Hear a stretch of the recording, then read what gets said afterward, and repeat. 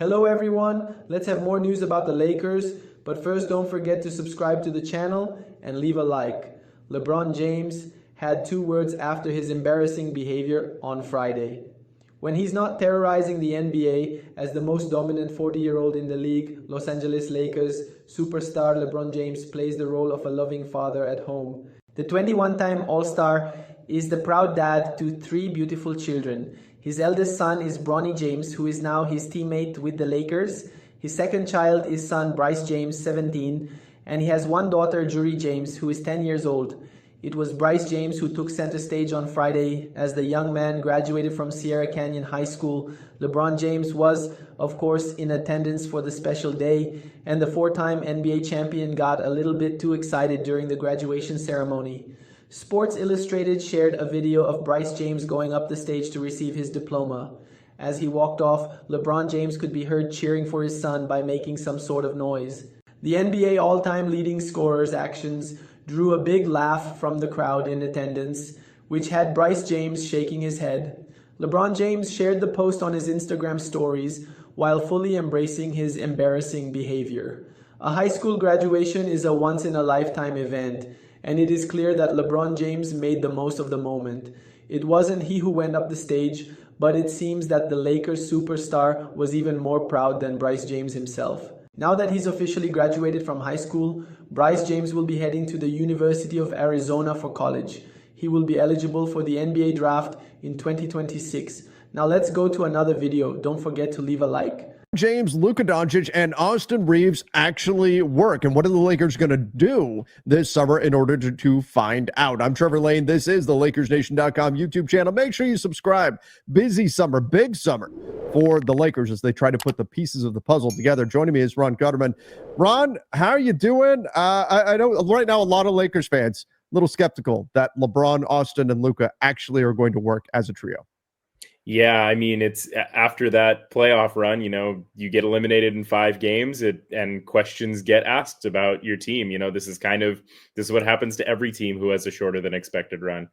Well, I think it's fair to say, like on paper, looking at those three guys together, there's some immediate concerns, and particularly the backcourt when you've got Luka and Austin together, but then when you pull the numbers and you look and see what actually happened when you had these guys on the floor, what was striking to me was that LeBron, Austin, and Luka as a trio was not as good as Luka and Austin together or Luka and LeBron together. Now, we should note that we have to take all these numbers with a grain of salt. This is a small sample size. I think the context matters, like who were they playing against in these games, which players were healthy, which were not, who were the lineups around these guys. There's a lot of stuff here. There's a lot more nuance to this. I don't take any of this as like gospel. This is simply what the Lakers are. If you put those two guys on and this guy off and all that, I think it's a small enough sample size to where we need to acknowledge that. But nonetheless, this is also not ideal when the team is not as good when you have the three of them on the floor together. Why do you think these numbers are coming out the way that they are? Kind of the interesting thing to me is that it seems like, and you have a second post in this thread, right? That has Yes. more numbers. Mm-hmm. And I remember seeing all of these numbers and thinking, man, the Lakers are just really good when Luka Doncic is on the floor. Like Luka Doncic is just really good, which obviously is not news, but yeah, I mean, look at this. Luka, now again, it's a small sample size, 331 possessions, but Luka by himself plus 18.6. No LeBron, no Austin. Meanwhile, Luka, the best combination with Luka and anyone was Luka and Austin plus 18.8, which is 0.2 better than Luka by himself. But again, the context certainly matters in those situations. Right. And context matters a ton, because if you look at these numbers, you would actually say LeBron is the problem. And I think anyone who watched Lakers basketball from February on would not have said LeBron is the problem. Like, that's not meeting the eye test, really. And so I think there's just more of a sample size that needs to happen to really figure out what's going on there. I think the concerns about Luka, LeBron, and Austin's fit for a full season are completely valid. I think it does lower the margin for error for the Lakers to be able to build a championship roster. But I think the Lakers can build a championship roster around those three. And this is kind of your shot to do it because you have to make a pretty big decision about Austin Reeves pretty soon. Yeah. Yeah. Eric Pincus noted just the other day, yesterday, in fact, that, and not a surprise, but that Austin is expected to decline any type of extension that the Lakers would give him, which would be roughly 4 years, 90 million would be the most that they could give him. It's like 89 and change, what they could give Austin Reeves, which then puts the Lakers in a difficult spot. Like if Austin winds up going into next summer as a free agent and getting, say, 30 million. Look, he put up what, 25-5 or 25-6, something like, I mean, over 20 points per game, pretty solid efficiency. Like the numbers would tell you he's probably worth that much money. But is he worth it if it doesn't work with him and Luka in a backcourt? That's where the Lakers might have to make a difficult decision and maybe look to make a trade. So again, when we look at this, though, we see Luka and Austin as a duo actually worked really well. And that's without even having like a rim protecting big, which is, I think, the key piece that everybody is talking about that the Lakers certainly need, and an important ingredient to make Luka and Austin work, Luka, LeBron and Austin work. Any of these guys, you need somebody to help protect at the rim because there's not enough perimeter defense there. But we saw these positive numbers with Luka and Austin together. Does that give you more optimism in a perhaps post LeBron future that Luka and Austin can work?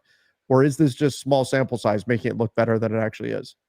Yeah, I'm worried it's more small sample size. I'm not sure that Reeves can be the second star post LeBron, like kind of be the replacement for LeBron in that post era.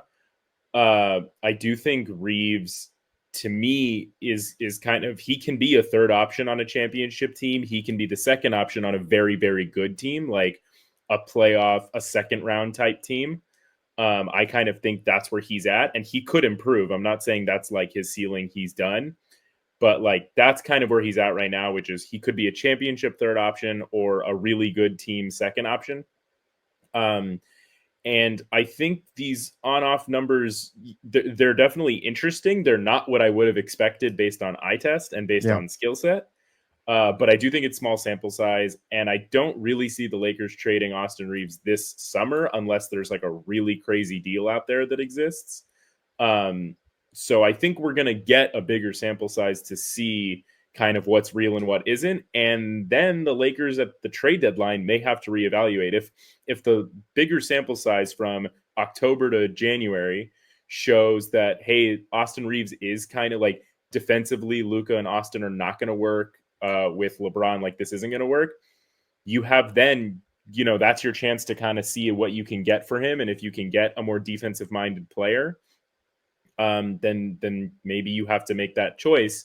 I think for now, they're going to roll it with these three, barring something crazy, and let the sample size expand.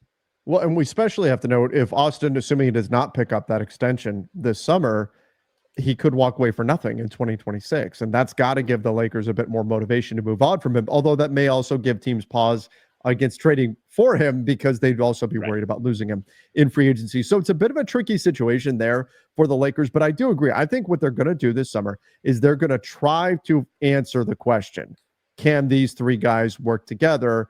And then go from there. I think the Lakers will look at things and say, we haven't seen enough of the three of them together, and we haven't had a chance to really put the pieces around them that need to be there to have a truly optimized lineup and really give them a shot to click together. I mean, their best lineup, clearly the only lineup JJ Redick trusted, didn't have a center in it. It was LeBron. It was basically, you could look at it this way: four guys on the floor who were at their best, probably defending power forwards. And then Austin Reeves. It was Austin Reeves and Luka's a point guard offensively, but defensively it was Austin Reeves and like 4 3-4s. Yeah, it's a really awkward lineup, and I will say that the three of them together, there were a plus 1.3, which is obviously not ideal. Your three best players need to be better than a plus 1.3 together if you want to win a championship. No, but important context, like you say, the three of them never played with a really good center. The three of them never really, like, the best defender the three of them ever played with was Dorian Finney-Smith. And Dorian Finney-Smith is very good, don't get me wrong, but he's not getting any all defensive team, nods anytime soon.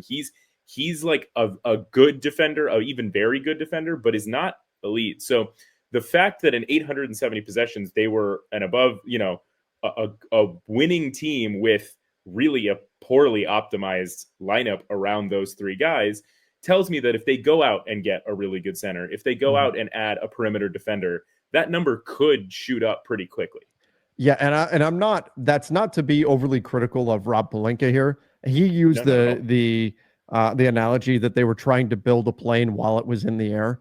And he's not wrong, right? I mean, you couldn't have predicted the Luka trade was going to be there for them. So I thought the roster was already mismatched. It already wasn't truly optimized, particularly when you came into the season with D'Lo and Austin in the backcourt and everything. And then the Luka trade falls in your lap, and you wind up you pull that trigger because of course you do, right? That's not of course you make that trade. That's a trade you make 100 times out of 100, but you're going to wind up with a roster that's a little bit wonky. And I'll have people argue that they should have done the Mark Williams deal. They should have gone through with it. We don't have eyes on the medicals. We don't know. Right. We don't have eyes on the medicals. And also what we do have eyes on is basketball. And Mark Williams is a great player. And having a center would have been better than not having a center, of course. Sure. But Mark Williams is not some staunch rim protector. No. Never was. If you were getting Mark Williams, it was to optimize your offense and say, we're going to be so good offensively that it almost doesn't matter that they're not a very good defensive team. That was the game plan by trading for Mark Williams. So I think if we're going back to the drawing board, it's now let's go. That trade didn't happen. And if the way to make it a blessing in disguise that didn't happen is you go out and get a center that can protect the rim. Yeah. Yep, that's exactly what you need. And look, it was a tiny sample size, 101 possessions. But this is what I believe was the closest to a truly optimized lineup the Lakers had all season. Austin, Max Christie, DFS, LeBron, and Anthony Davis. They were plus 32.6. Again, a lot of noise in that. I'm not saying they were just dominant world beaters. 101 possessions is nothing, right? But I think it does kind of underscore what a truly optimized lineup can be and how important it is that the pieces fit, which again says Rob Pelinka's got his work cut out for him. He's got to find the pieces that truly fit alongside Austin, Luka, and LeBron. And if that doesn't work, that's when I think you can really come to the conclusion that three-man trio is not viable. And the beauty of trading for Luka and why you do this trade every time is because if they nail it this offseason, if they hit all the marginal pieces, they get the center, they get perimeter defense, they get shoot, whatever, and you get to February and your team is still not a championship contender, like they're going to be very good pretty much regardless. But if you get to February and your team's still not a championship contender, you have very clean books next summer and you have a 27-year-old Luka Doncic. So at the end of the day, life is still good. And you will still have the opportunity to build a championship contending team around Luka Doncic in the very near future. So I think the Lakers kind of have this cool opportunity of take this offseason, really try to hit all the margins, build a championship contender. And if it still doesn't work, and you know for a fact this core three doesn't work, you only have to stick with it for this year. You could trade Austin at the deadline. LeBron is, probably there's a good chance this is his last year too. And you can start over with clean books and Luka Doncic. Yep. Yeah, absolutely. That's what we'd be looking at here for the Lakers. That's the kind of flexibility that they've got now. That is, of course, if they don't wind up using their first round pick or they have a limited amount of assets. So their future flexibility could be negatively impacted by going and getting, the center that they need this summer. If they can't use a taxpayer MLE of like $5.6 million to go get that guy, that's going to matter. What decisions they make will matter in terms of how much flexibility they're going to have moving into the future. But you're right. There is a clear pivot point already set up here for not this summer, but next summer for the Lakers if this truly isn't working. But, Ron, I do think I'm seeing a lot of commentary out there that simply, the Luka Austin backcourt doesn't work. And I think on paper, you look at it and there's reason. I think there's real reason to be concerned about it. And with Austin's contract situation, there's real reason. I believe the Lakers need to be more open to an Austin Reeves trade than they have ever been. Don't think they have to trade him, but they have to be more open to the possibility. I think they will go into the season, though, with those three guys together. They'll try to optimize the lineup around them and then make some decisions midseason if it's simply not working out. But I don't think the Lakers are quite at the point where some fans are at right now, where they can definitively say this does not work. But I think we have to admit that there's reason for some concern here. Yeah, I think if you're trading Austin Reeves because you don't like how he played against Minnesota, then you're overreacting.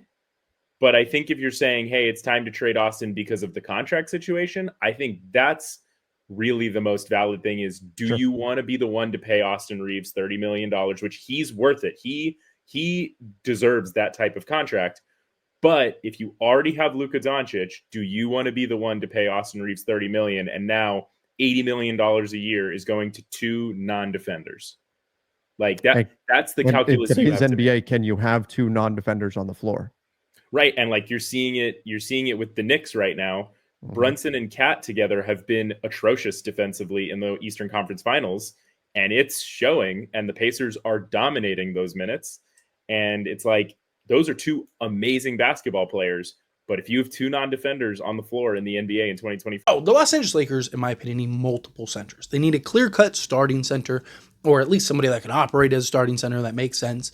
And they need a backup center. One guy I would love to see the Lakers kind of go look at and kind of revisit is Andre Drummond, right? Andre Drummond is 31 years old. He'll be 32 in August, so he'll be 32 going into next season, right? But he is still one of the best backup big men in all of basketball. Still one of the best offensive rebounders, still an excellent rebounder, period, and is exactly what this Lakers team needs. So out alongside Luka and LeBron James, particularly Luka, right? A guy that can just go up and hammer it home all game, right? Grab rebounds, get putbacks, do the dirty work, hustle plays, and he's really evolved into that. He's done a really good job of kind of revamping into just that grind and hustle type of center, right? That would make sense in starting position or in a backup role, right? You look at this past season, in 23 games as a starter this past year, he averaged 9.4 points and 8.4 rebounds and 1.5 steals in 23 games as a starter this season. So he can still protect the paint, get some steals, get you some blocks, right? But he's basically, just shy of a double-double guy in limited minutes. You look at his average this season, he averaged 7.3 points and 7.8 rebounds. So he's basically a 7 and 8 guy in a backup role, right? And that's without LeBron James and Luka Doncic, right? That was on Philadelphia. On a Philadelphia team, by the way, that was just riddled with injuries all season and still was able to give you that, right? Talk about a guy that, got good size, 6'11", he's got a 7'6" wingspan, right? Big, physical, can bang with the big boys, he's 280 pounds, right? So not going to get bodied and pushed around, right? Bring that toughness, bring that physicality, right? You look at the last two seasons, this past season, again, Philly was just kind of riddled with injuries, but look at the past two seasons. He played 79 games, 67 games, right? This past season, he played in 40 games and started 23 of those games, averaged 18.8 minutes per game, which is right around what you'd be looking for him in a backup role, what he would be, right? 6 attempts per game from the field, 50% from the floor. He's not a guy that spreads the floor and shoots threes, but shot 53.3% from two-point range, EFG of 51%. Shot 62.2% from the foul line on 2.3 attempts. Again, not a guy that is a great free throw shooter. He's a career 48.6% free throw shooter. 8 rebounds, 2.7 offensive rebounds per game with an assist, a steal, a block, and 7.3 points. You look at last year with Chicago, right? 8.4 points, 9 rebounds, a steal, a block, an assist, right? Shot 53 or 59.2% on 2.8 attempts from the foul line, 56% from 2-point range, 56% EFG, and then again in 17.1 minutes of action, 6.1 attempts. So limited attempts, right? Guy that come in, play a role off the bench, right? One of the better backup bigs in the league, and a guy that has familiarity with the Lakers, has familiarity with LeBron. There's also this stigma that he was terrible with the Lakers. And that's just not true. He got hurt. And I don't know how many people remember, he ended up getting a toe injury and he just wasn't able to produce what he was when he first came to Lakers. But you look at his stint with the Lakers, right? He played in 21 games with the Lakers, averaged 25 minutes per game, and averaged 12 points, 10.2 rebounds, including 3.1 offensive rebounds, 1.5 assists, 1.1 steals, and a block per game. So the guy was basically a 12 and 10 guy with 1.5 steals, 1.5 assists, and 1 block per game. Like, that was good, right? Like people act like he was just this like total bum and scrub with the Lakers. And you got to remember, he came in like at the end of the season off of a buyout, right? Like, so he didn't have time to like build with the Lakers or anything like that, and still was a double-double guy, slotted alongside Anthony Davis, and then again got the toe injury, and he just wasn't able to produce the way that he was pre-toe injury, right? If he came in and was a 12 and 10 guy with 1.5 assists, 1.5 steals, and a block per game, it'd be pretty good, right? I would gladly take that, right? And playing, you got to keep in mind, him playing alongside Luka, he's probably averaging double digits, right? He's probably giving you 10 to 12 points per game, right? But you look at his per 36. Now, I know per 36 doesn't tell the whole story, doesn't give you everything. It's not like, something that, you're going to be able to gauge, but he's per 36 this past season would have been 14 points, 15 rebounds, 1.6 assists, 2 steals, and a block per game. That'd be great. You look at the previous year. He would have been 17.7 points, 19 rebounds, 1 assist, 2 steals, and 1.5 blocks per game. It's perfect. Give me that guy. Bring me that guy off the bench. And he's not going to demand a crazy contract. Now, he does have a player option, right? So he is under contract still with Philadelphia next season, but it's a player option. And he could look at it as like, man, I go to the Lakers and be the primary backup for the Lakers, right? And, the thing is, Lakers don't really have a ton of competition, right? It's like the Lakers aren't a team that's just filled with like a bunch of guys, right? Like, so now question is like, would he be willing to come and play for the vet minimum, right? Because he's making $5 million. I don't know if the Lakers would be able to match that, right? And I probably wouldn't use my taxpayer mid-level on him, right? I think Clint Capella gives you the same stuff, just a little. I think he's still just a little better, right? And I think I'd probably rather have Clint Capella in a starting role. I just think Capella has better hands and stuff. Like, Andre Drummond's not without his faults, right? But, and again, in a backup role, you kind of justify it and live with it, right? But to me, it depends on what's available and what's out there, right? Like, but if you told me, say, the Lakers signed Clint Capella and then brought in Andre Drummond in a backup role, I'd be fine with that. You got 2 of the best offensive rebounders, in basketball at the center position. Both guys could be lob threats. Both guys can run the floor. Both guys can block shots, get steals, and protect the paint, right? Both guys can hustle, do the dirty work. You got multiple guys that can bang against the big boys, right? Like, yeah, you kind of lack that skilled big, but Lakers are probably still going to run small ball at times. And, when you're running small ball, it's you could kind of supplement that as like your skilled big, right? Like, so I think you're fine in that regard, right? I think like you'd have 2 guys that can come in, right? Or if you were to get a Nick Claxton or whatever, right? Okay, you have Nick Claxton who can be that versatile big that can defend out on the perimeter, can defend, out in space, defend in the pick and roll and all that stuff. Or Andre Drummond kind of just be that big physical guy that can come in, bang with the big boys, not get bullied and pushed around, right? Like, again, it's what are the realistic options here? Right, I would love to, have a Walker Kessler and then, Mark Williams as like our 2 bigs, right? But realistically, that's probably not happening, right? So it's like, also, do the Lakers kind of just go the stopgap route this year, right? Kind of go, okay, there's not like this super great well of centers, right? There's several centers, there's like several center options, but do they look at it as like there's not this like huge well of centers that we can just like, man, we could have one of the best center cores in basketball, right? Lakers acquire Celtics starter in latest projected trade. The Los Angeles Lakers' desperate need for a starting center is well documented. GM Rob Pelinka will almost certainly use significant resources this offseason to find a pick-and-roll partner for Luka Doncic and a rim protector to anchor the defense. Considering their limited financial resources, the Lakers will have to turn to the trade market to find the big man they are looking for. Similar to the Lakers, their bitter rivals, the Boston Celtics, also have to make a significant move this summer. They have a desperate need to pivot and get cheaper after the Jason Tatum injury, opening them up for business.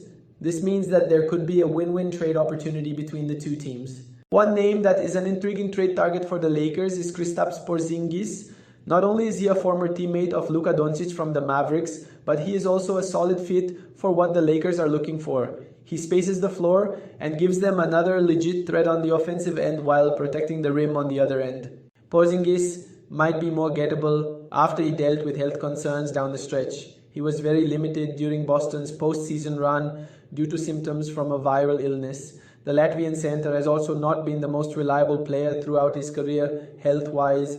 However, this is why he may be acquired for a relatively cheap price. If the Lakers were to make their 2031 first-round pick available, they would be wise to make it protected. That might be enough to entice the Celtics. Rui Hachimura and Jared Vanderbilt can act as matching salaries, and both forwards could actually help Boston during Tatum's absence.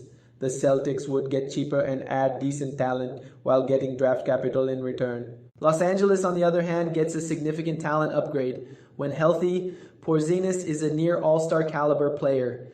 Taking a flyer on a player with that type of upside is the big swing the Lakers have to make as LeBron James enters his age 41 season. And you, fan, what do you think about Kristaps Porzingis' situation? Leave your opinion in the comments.